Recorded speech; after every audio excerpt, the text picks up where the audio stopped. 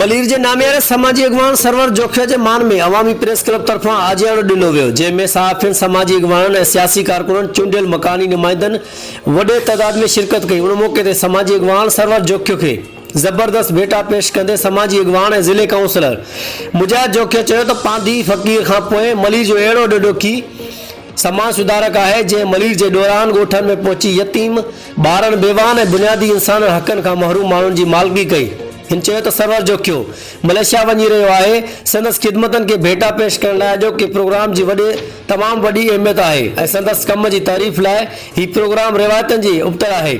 तेसी ताईं थींदो ईअं ई रहियो आहे त सहाफ़ी वज़ीरनि, वॾनि माण्हुनि ऐं कामरनि सां रिहाणियूं रचाईंदा। अवामी प्रेस क्लब जो सरवाण सहाफ़ी सामी मेमूण, गुलाम अली गोंदर, जामी मेमूण, कादिर दरस, सरवर मेमूण, फारूक भंगवार ऐं ॿियनि ख़िताब कयो। उन मौक़े ते सरवर जोखियो खे गुलनि अजरकनि जा तोहफ़ा पेश कया विया।